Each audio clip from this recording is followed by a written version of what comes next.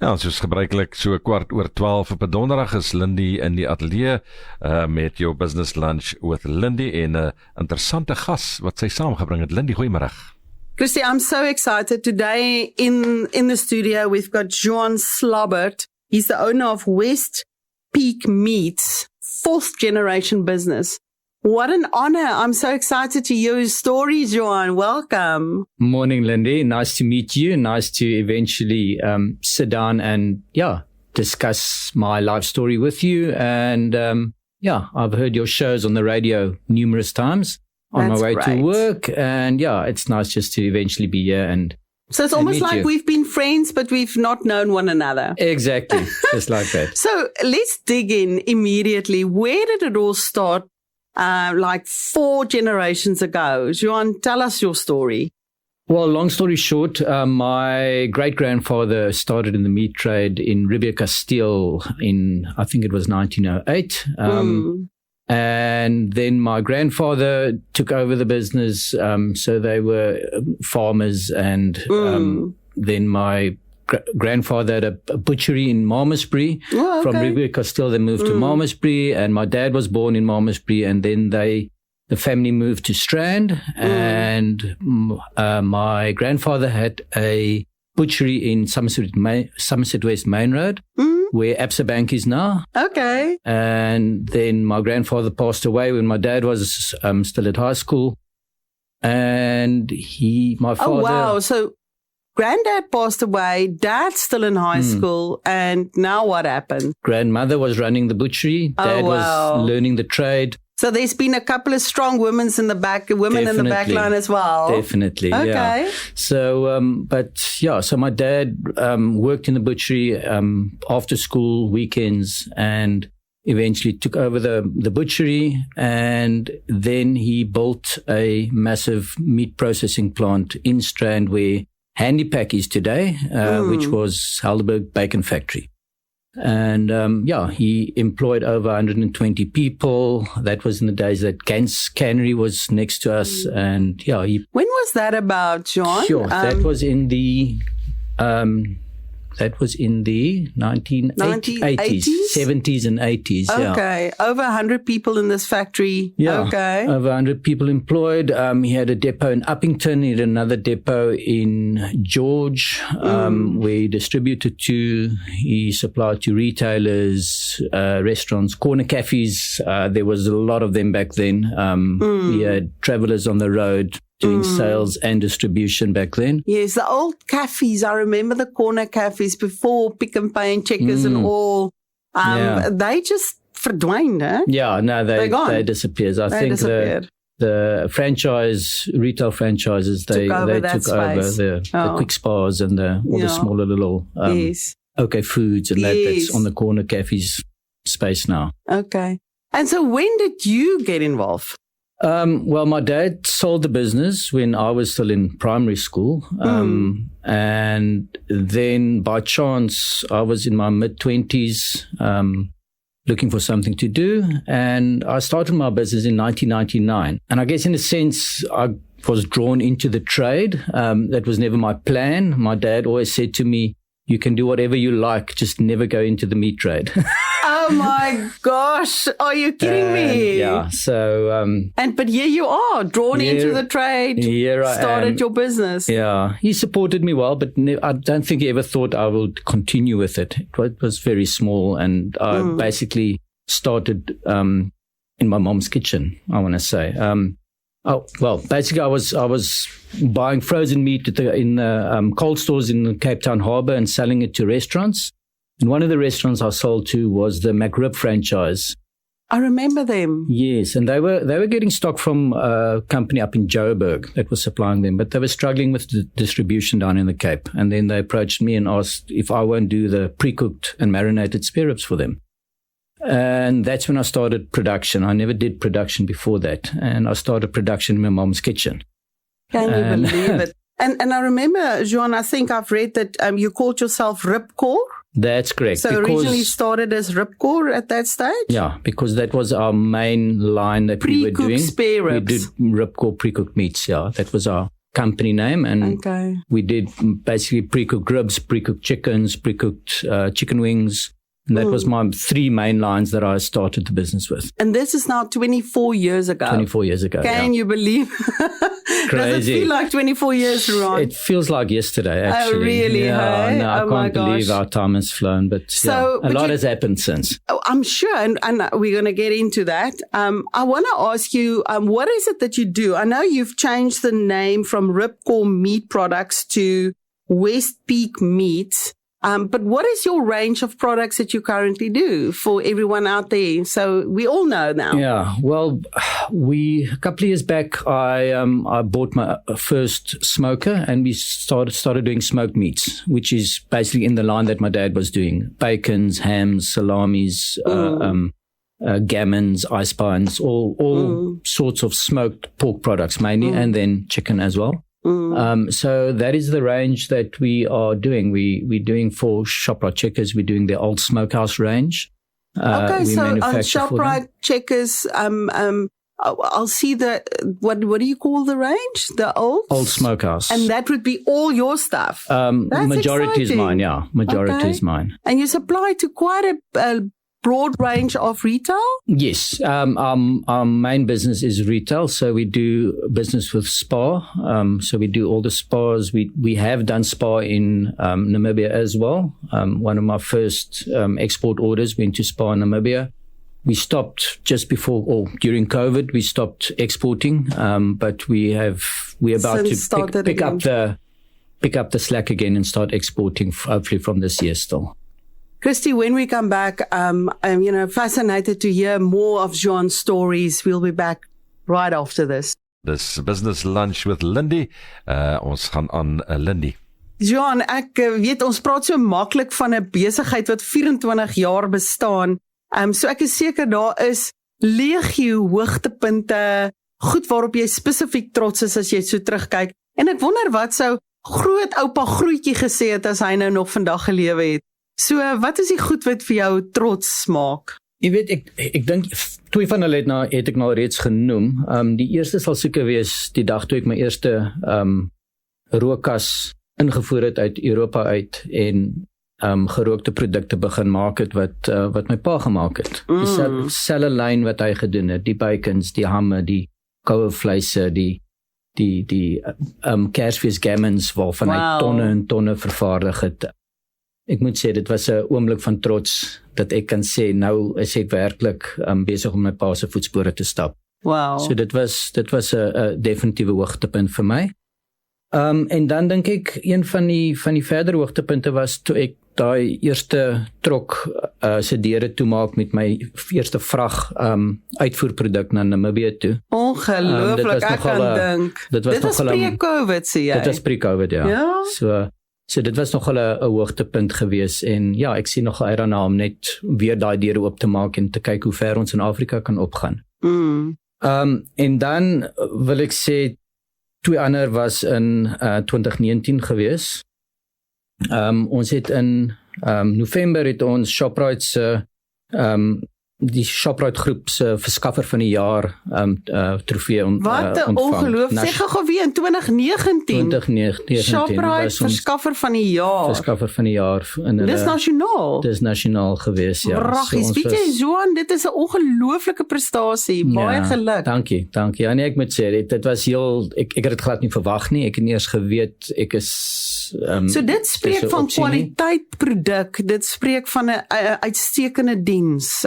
Daar's so baie aspekte wat hulle na kyk, maar dit is diens en dis kwaliteit en dis professioneel. Ja, en net die kommunikasie wat ons het met die kliënt en dat die kliënt kom altyd eerste en ons buig altyd agteroor om die kliënt gelukkig te hou. Wow, dit is 'n ongelooflike kroon, baie geluk. En jy meld daar was nog iets wat vir jou uitgestaan het. Ja, ons in dieselfde jaar in Desember het ons ook vir ShopRite Checkers het ons doen hulle of van hulle jammer vir die Engels, hulle limited edition reeks. Wat hulle net oor Kersfees op die rakke het en die een is 'n ontbeende hoender wat gestop word met 'n vulsel en dan word hy gaar gemaak. Daai jaar was dit met 'n Bessie vulsel gewees. Wow, en dit klink heerlik. ons het die Cape Times koerant se Taste Test Award gewen met daai produk. fantasties. So waar hulle daai produk vergelyk het, basies Checkers se produk met Woolies, met Spar, met Pick n Pay, al die retailers Juan. se hoender wat hulle vir Kersfees op die rakke het hulle te mekaar getoets en die een wat ek vir Checkers doen het gewen. So ek moet sê dit was So wie is die brein agter al hierdie wonderlike produkte? Is dit jy? baie van dit is ek, baie van dit is Checkers self wat die ontwikkeling doen. So ek doen dis verskriklik interessant. baie ontwikkeling met hulle produksiespan of ontwikkelingsspan. Okay. Hulle het 'n groot kombuis. So hulle sal nou vir jou sê, koopkantoor. hoorie, ons is nou lus vir 'n gestopte hoender vir Kersfees? Presies. Baie keer ons- sal hulle vir my die resep gee. Sê Okay. dit is wat ons wil hê, maak dit vir ons en bring vir ons voorbeelde. dis Ander kere wonderlik. sal ek iets ontwikkeling sê, dit het ek ontwikkel, probeer dit kyk of dit iets is wat julle wil lys en as hulle daarvan hou dan doen ons dit en ja. Hoorie, weer eens, Christie, Juan laat dit baie maklik klink, maar kyk, dis nou die een ding wat ek nou nie gaan probeer nie. So met elke besigheid wat so fenomenaal groei met hierdie wonderlike prestasies, Juan, is daar tog sekerlik ook nou en dan iets wat jy onthou wat vir jou besonder moeilik was om te oorkom. Is daar iets waaraan jy nou kan dink? Ek sien sommer jy glimlag. Ja, Of is dit hoe lank het ons tyd? ja, nee, dit is nogal 'n groot challenge geweest as ek die woord mag gebruik, Ja, maar natuurlik. ons het in November 2019 het ons 'n brand gehad by die fabriek waar my kantoorblok afgebrand het tot op die grond. Einde November, net voor seisoentyd, ons is besig met jaareindproduksie en dit was Dit moes ongelooflik traumaties gewees het. Nee, dit was nie lekker geweest nie. Ek sal nooit vergeet nie. Hulle het my nagskool was daar geweest toe dit gebeur het. Hulle het my gebel, ek het aangekom en die hele plek was in vlamme geweest en ek het fisies in die brandende gebou ingehardloop net om my hoofrekenaar te gaan haal waar al my Data en data en inligting is. goed op was, want sonder dit was sou ons geen rekord Weet gehad Juan, het. mense kyk na sulke goed en dan dink jy net, hoe staan mense op, letterlik out of the ashes, né? Ja. Maar jy moet net, né? Môreoggend moet jy maar net weer aangaan. Jy het nie 'n keuse nie. So dit was, my span het ingekom, eers het almal gehuil toe hulle aankom, toe hulle sien hoe lyk die gebou die volgende dag. Maar ja, en almal het net hulle moue opgerol en begin skoonmaak waar hulle moes. En ons het 'n dag later het ons weer met produksie voortgegaan. Vol produksie 'n dag later. Gelukkig het die fabriekgedeelte nie skade gelei nie. So dit was net die kantore en die stoorgedeelte bo op die kantore wat afgebrand So het. sê vir my, jy het 'n fabriek hier naby, net vinnig, hoeveel mense werk tans in jou fabriek? Dit wissel maar so binne en buite seisoen, maar ons trek ook al hier by 100 mense in 100 die fabriek. mense by die fabriek hier in Gans. In Gans, ja. Vernigtig. So kan jy hoor, Christie, definitief nie 'n klein besigheidjie nie, maar regtig net hier om die draai. Juan, wanneer ons terugkom, wil ek so 'n bietjie meer met jou gesels rondom wat dink jy onderskei jou produk in die mark? En ek wil so 'n bietjie by jou hoor, wie is jy as mens en wat gee jou hoop vir Suid-Afrika? So ons is net hierna weer terug. Ja, baie interessant. Ons is terug net hierna met Business Lunch with Lindie op Helleberg FM. Business Lunch with Lindie, dis waarmee ons besig is. Sy gesels met Juan Slabbert, die eienaar van West Peak Meats, ook Ripkor genoem. So die laaste sessie, Lindie. Juan, when we look at a business, certainly there must have been some important lessons learned. You mentioned that you also were flooded twice this year. So what has been some of the lessons you've learned in the last 24 years? Don't start a business on the banks of a river. Oh, watch the floodlines. Watch the floodlines, yeah. So, yeah, the Lawrence River burst its banks twice this year, and both times my office block was flooded. Oh my gosh, and that's risk, eh? Considerable damage, yeah. So luckily, once again, the factory floor wasn't damaged. It was flooded, but it's built for water, for wet environment. So none of my machines were damaged. It was more the office furniture and some pieces that were standing on the floor, and that was quite quite And substantial. what about good financial management, watching margins and... You see, that is something that I learned the hard way, being very young when I started the business and not knowing much about business and basically just starting from scratch as a novice. And I realized very quickly that gross profit margins need to be checked and rechecked diligently. Needs to be controlled, and especially on products that I'm like the ones that I make, where you've got very small profit margins on. Especially selling to retail, those margins are marginal, and if you don't watch the scorecard regularly, you can find yourself in a difficult cash position, right? Exactly, because you do your sales, you think you're doing sales, but meanwhile you're not covering costs. You're just churning money. And so that is very dangerous. That happens very, very easily. Very quickly, and especially fluctuating food costs and controlling those input costs, critical. Your ideal client, still big retail, right? Yes, I've always preferred the big retail chains. The bigger volumes helps, but it does mean lower margins, like you said. But as long as you manage the margins diligently, then you're fine, and you must just communicate that with a customer as well. There's a lot of growth potential with the retailers. I think that's why I am so pro retailer. Yeah, but I can hear that you've also managed to build a partner relationship with them. It's like you partner with Checkers and they tell you what they want, and and there's solving problems together. Yeah. So what advice will you give listeners listening to us today? I don't know, talking about meat or business, go for it. Well, from a personal point, I would say manage your accounts receivable tightly, as bad debts can really hurt a young business.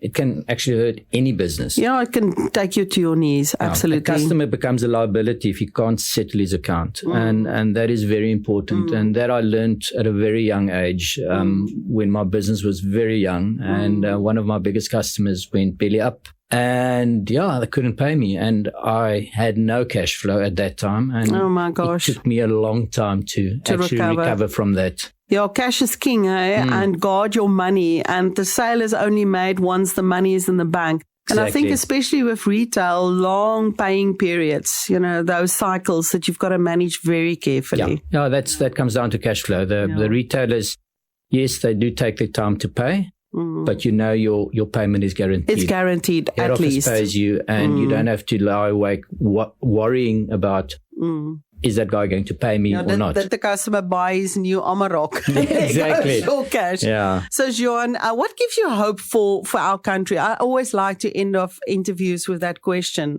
I mean, why keep going? What gives you hope?